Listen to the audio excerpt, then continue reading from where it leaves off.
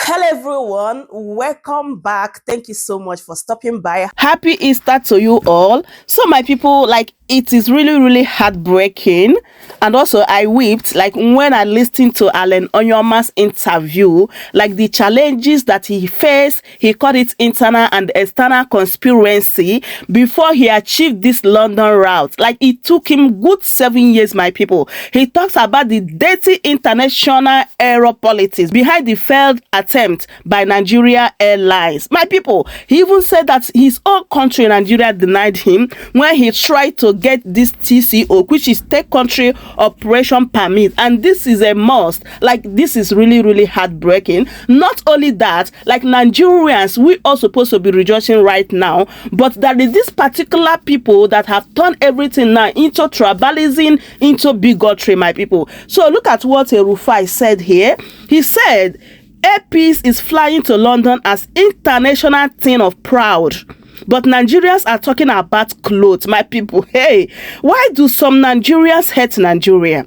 Why do we always like to pull each other down? From official in the airport, dying a national flag carrier landing space relative to a foreign airline. Where is the sense of national pride in our country? My people, this is really heartbreaking how Nigerians have turned everything into tribalism, into bigotry. I can't even believe this. So this person said, after watching Airpeace Chairman interview on Arise TV, talking about internal challenges faced for this inaugural Lagos to London route, especially on the return leg back to Lagos. It is my conclusion Nigerians are evil, wicked, and we are our own problem, not the West, my people. Hey, it is a shame what politics have turned us to. It is hard to separate politics from patriotism. My people, this is what Nigerians are talking, because instead of us to rejoice, to encourage this young man for what he have achieved and what he's about to achieve, because it's not only London route, it's going to go different countries, my people. What Nigerians are doing right now is to talking about the clothes that is Isiago. Why not say other clothes? Is it only Igbos that are Nigerians? This and this. Oh my God. I was kind of surprised, especially when I listened to all these challenges that he faced. The amount of hatred towards Igbos in this country called Nigeria is unbelievable, honestly. My people, just watch this video and I will be right back. Our funds. Then, of course, we're told Nigerian food will be served, on the flight. So different people have different reasons to be excited. But, I mean, the road to this moment, I don't think was just smooth like that, the way everybody is jubilating. We must have faced some challenges before we got to this point. Will you take us through some of those challenges? And then secondly, the last time a Nigerian airline took that route, flew that route, was 7 years ago. That was Medview. And there were issues with Medview. Have you done a review of those circumstances that led to the failure of Medview? So challenges and a review and lessons learned from the past experience of Medview, so that this can be a sustainable operation. Thank you very much. Happy Easter, gents and Happy Easter. Lady. Happy Easter. The truth is, if I dwell so much on the, I would like to look forward, because if you start discussing all the challenges that faced us towards achieving this London route, honestly, you feel like crying, you feel like weeping. First of all, you suffer what I call both internal and external conspiracies. It took us 7 years. We got the designation, I think about 6.5 years ago, to go into London. Since then, it has been cat and mouse game. We actually procured our 3 777s because of this route, not for any other route, because we wanted to give it the blow that it deserved as at that time. However, we were not allowed to go. It's not just, whether you like it or not, there's what we call international aeropolitics, which is very dirty. We applied to get, for the TCO. TCO means Third Country Operators Permit. You must get that. Excuse me. You must get that one before you start going into any European country, UK inclusive. And the TCO organization from Europe wrote our Nigerian Civil Aviation Authority. Do you know Airpeace? Do you know about their designation? And we were denied. My own country denied us. So they threw it back. Went back to the NCA. They said, oh, we didn't tell you. You didn't tell them. Who designated us? The Minister of Aviation, the Federal Minister of Aviation, whose duty it was, and it still is, to do that.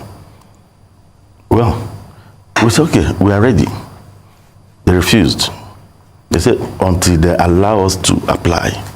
So, you got designation from the federal government, and the NCA, under the same federal government, was telling you that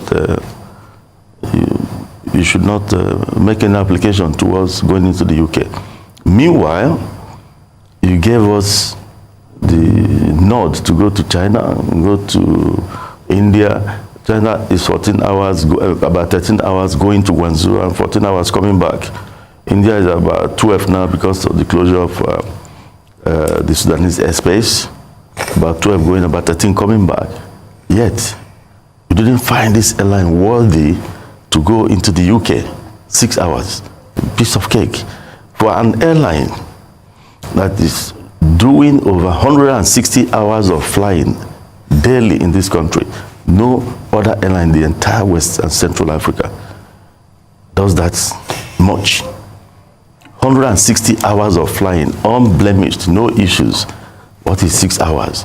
Yet they stopped us. So the game is both from within and without. We were stopped. I would never stop saying it. So we continue this cat and mouse game with the NCA until Captain Musa Nuhu, during his time, said enough is not enough. Airpeace must be allowed to go in. What is the issue? Remember, they told us to, okay, when the heat became so much, when I gave them a lot of heat, they said, okay, you need to prove to us that you'll be able to pass the TCO. For goodness sake, if I don't pass the TCO, it doesn't mean anything, then I leave. But allow me to go. They said, no, we must prove to them that we're able to pass the TCO. That's okay, you come and audit us based on the TCO standards. They said, no, you have to get IATA, some consultancy firms from IATA to do that. IATA must conduct that and give their results. We paid, I'm sure it cost of over 200 million. We brought IATA. IATA conducted a TCO audit on Airpeace dump. Remember, we are IOSA certified, so I don't know why the need for that. We passed. It took several months before IATA even came. We passed. Then they wrote to NCAA that you should allow them to proceed to go and do the audit with the TCO Europe. They didn't respond. Several months passed, going up to a year. We went back to them and told them that, look, it is better you come out and say why the reason for all this, or I go to the press and say it, and I withdraw. Remind you, this country is being fleeced by all the airlines going to London from this place.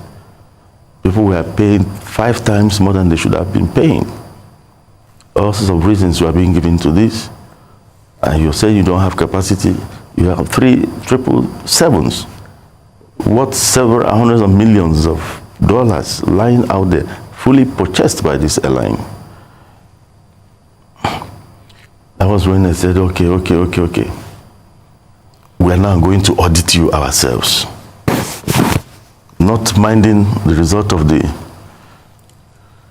IATA people they recommended. At first, I didn't want to acquiesce to that. My Chief Operating Officer, Mrs. Toyin Olajide, said, Oga, please, let's follow them. So I agreed. They came and audited. No, nothing, of course. I found nothing. it was at that point Musa Nuhu said, enough is enough. Airpeace must be allowed to access the London market, and cancelled whatever the other people put in place and allowed us to go. Now, the British people came with their TCO audit. They didn't spend 48 hours with Airpeace. It's one of the most stringent audits you can think of. When you said, what have we learned? The difference between us and some Nigerian airlines that went there in the past was that they didn't have that TCO audit. They didn't have, though that was not enough to have made them to go down. And their going down was not because they were not good.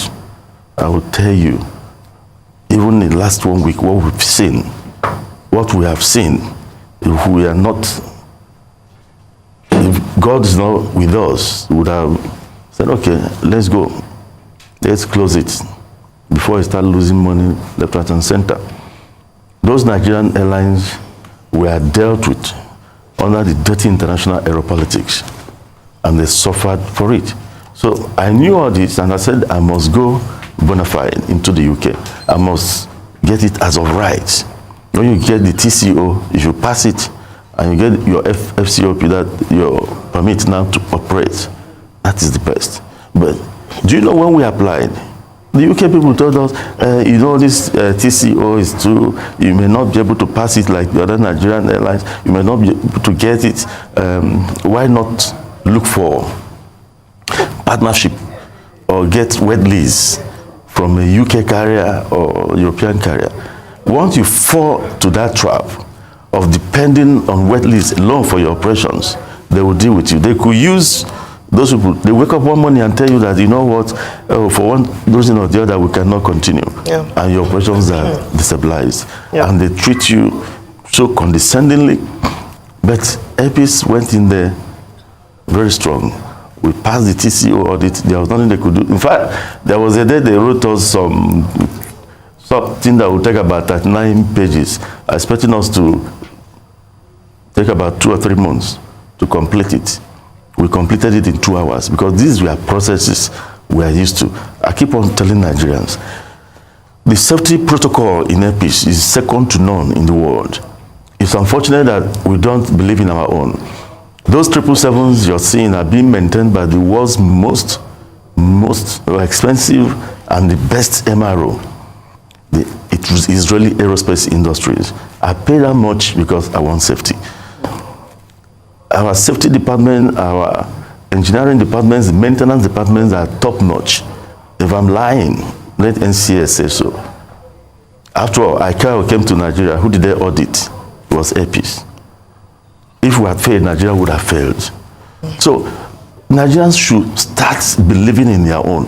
This penchant for slave mentality and colonial mentality, believing that we cannot get it right, it's a lie. So Nigerians have embraced this. Nigerians are happy. It's as if some kind of burden has been lifted off their shoulders. A situation where Nigerians were paying, my own staff paid 15 million naira on business class for a 6-hour flight to the UK. Some people paid 17 million. Then because some people couldn't pay, Nigerians were going to South Africa, fly 6 hours to South Africa, come from there, overfly Nigeria airspace to go to London, another 9 or 10 hours just to get a cheaper fare. Nigerians were going to Morocco, Egypt, Qatar, 8 hours to Qatar, layover about 3 hours, you do another 8 hours to the UK just to get something cheaper. Then if you want to fly direct, it's a different ball game. The humongous fare was unbearable for them. When we came on stream, and this is why we say support your indigenous operators, they will do well. When we came, and the only ones that can save the country. When we came in, what we did was, assuming we slashed the 15 million to 10 million, people will still clap for us. But no, we brought it to where it belonged. We brought it down to 4 million naira. We are not losing by doing 4 million naira. That I can tell you. We brought it to 4 million naira, brought the other one, that's business class, from 4 million, the other one from 1.2, and at the same time giving students rebate. So immediately, the same airlines that were giving dollar as an excuse for the fleecing of my country came down within 24 hours. Airpeace distorted the market. All of them started coming down within 24 hours. Started begging people, doing social media, brands all over the place, and brought their fares from 15, 17 million to 5 million. Now even begging people. So the traffic is there.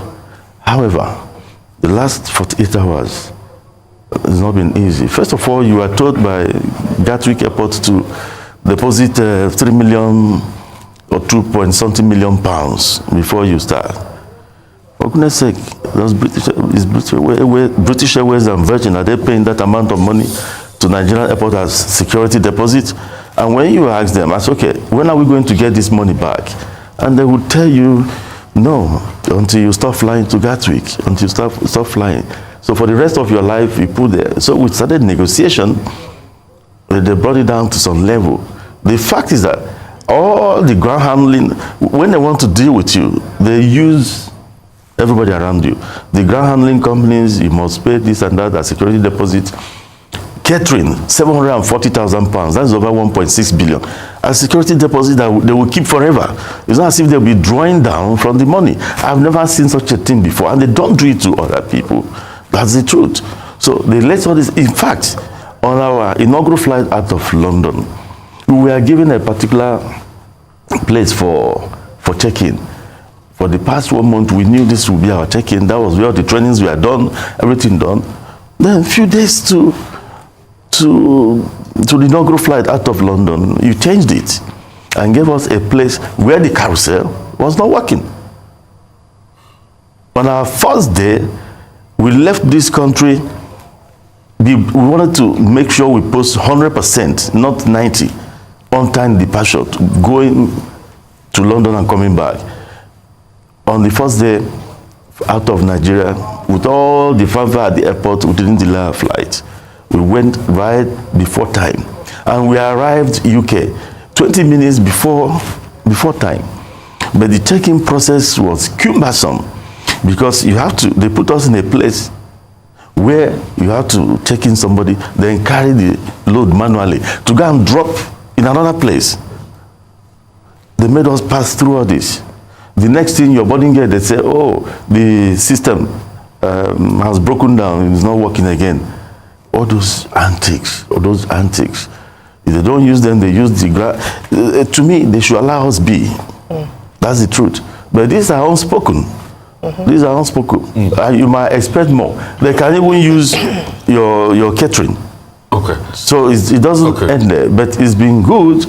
We are trying to roughen it out with them. Okay, good. So I'm happy you made some clarification because I started seeing some narrative being pushed around that you have to partner with some local European airlines, sort of like a, lease agreement to go in. So it is totally Airpeace, totally our own indigenous crew, totally our food. I can see some very sumptuous Nigerian foods there, Goat meat pepper soup. Goat meat pepper soup. Oh, that's really lovely in disguise, Dr. Batsi. I'm sure you would want to do that. So totally all of our thing out there.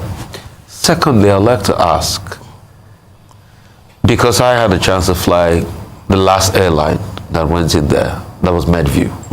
I've flown them to London a couple of times. And these are the same politics too they played with Medview that they've started with you. My question will be, who are those who fight for you in Nigeria? I saw the Minister of Aviation there. Is he fighting, for Airpeace and Nigeria? Secondly, the government of Antigua even called you to come and partner with them as regards their airline. When is Nigeria going to call you and say, this thing we're trying to do with Ethiopian airline that we got burnt for, why can't you take it over? Because you've shown capacity. As a local airline, you're going to Mumbai, you're going to Guangzhou, now you're going to London. You were talking about prospects of probably next year going to Frankfurt in Germany, Amsterdam, cover most parts of Europe, probably Paris, Charles de Gaulle. When will the government now say, this is our own, let us support him, let him be the carrier for Nigeria? Well, let me start from your last question. The truth is, yes, we need government support. All the Nigerian airlines, we all need government support. However, on the issue of singling out Airpeace to be the national carrier, we're not interested. Let Nigeria support the indigenous airlines. We are all flag carriers. Airpeace is a flag carrier. Max Air is a flag carrier. Asman is a flag carrier. When you fly out of your country, you become a flag carrier. Those ones do Jeddah, they do Hajj, they're all flag carriers when they're doing such things. Why I say so is that in America, you don't have a national carrier. They have Delta and others. They support them. Even British Airways and Virgin are not national carrier, but the British government supports them. If you touch Delta here, nobody, America will bring its might to bear on you. If you touch Virgin Atlantic, Britain will do the same thing to you. They won't say it belongs to Richard Branson. Nobody says that. In our own country, what we are pleading, I like when you said support, let them, the ease of doing business, let them even do that for the indigenous airlines and see us blossom. Instead of bad-mouthing these airlines that pass through all manner of problems. Let me tell you what happened yesterday at the international airport. When our own aircraft landed, thank God I was there. This thing had happened before. We reported to FAN. And let me excuse the leadership of FAN here. Mrs. Olubumi Kuku is doing fantastically well. Himself and the director of air operations, Captain Ablahi Mahmoud, they are pained. They are pained with the wickedness in the system. Civil servants. The wickedness in the system is thinking. Your only carrier doing international operations in Nigeria would land and you keep us somewhere in the bush, disused side of the airport, and expect us to be busing passengers, bringing rickety buses to come and take international passengers to the new terminal, where these foreign airlines rejected when they opened. It was Airpeace, because it's my country, that decided to go in there. They begged Airpeace to do that. We went in there. When they did the runway, they wanted to do runway analysis after the lighting. It was Airpeace Nigeria begged. They didn't have money to fuel a 777. A 777 consumes about 8,800 liters of fuel per hour. It was Airpeace they brought to come and test it. We even told them, let's use our smaller planes because of the cost. They said, no, it's a 777 they will need. We did it free of charge. I don't want to enumerate things we've done for both the government and people of this country. Now, the new airport, you will park us 2 kilometers away from the terminal. Then you expect us to be doing bus, whatever. That plane that landed yesterday, it would have taken about 6 hours for people to exit that airport. Because first of all, they put us near Nako Shed, very far. Nobody is using that end. No aircraft, not even foreign or local, nothing there. That was where they told my pilot to park. Meanwhile, C-23 at the new terminal was open, where you can just park the aircraft and the Avio bridge will key in. And when my captain called, he said they reserved it for a foreign airline. I said, really? Yes. Quote me. At the expense? At the expense of a Nigerian airline. A Nigerian airline? Yes, they did it before. They did it before. One of my captains, Captain Kalisto Sifai, disobeyed them. And they wanted to punish him. I came out. And Olubumi Kuku and his team, his management, criticized that. In fairness to her, they criticized that. Now it happened again yesterday. Our aircraft from London was to be packed in one bush 2 kilometers or so, or 1.5 kilometers to our terminal. Full flight. Full flight. So imagine the time it would take to take people from that place to the terminal building. Imagine the time it would take to offload before it start going into the carousel that are not even working very perfectly okay. It would have been taking about 9 hours. Nigerians would have hated Airpeace because they would know. And that was the game. So you are contending not with external conspiracies. There are internal conspiracies within Nigeria. Some Nigerians they are praying that we fail. But the good thing is that nobody is God. And the good thing is that 90% of our countrymen and women are very happy. That's our consolation. But there are people out there, but they are in the minority, so negligible. I don't even bother about them because they cannot scratch Airpeace. Whatever they write or whatever they do cannot scratch this airline. But it happened yesterday. And when the woman discovered it, she was livid with rage. I mean, the MD of FAN. So, but look at what I did. I called my operation control center who could reach the pilot because I couldn't connect with the pilot. I called my OCC. I told them, tell that pilot not to move that aircraft. Block that taxiway. No airline in the world would have been able to park yesterday. And that was what happened. British Airways landed. That was when they started making moves to tell us to go to where we really belonged.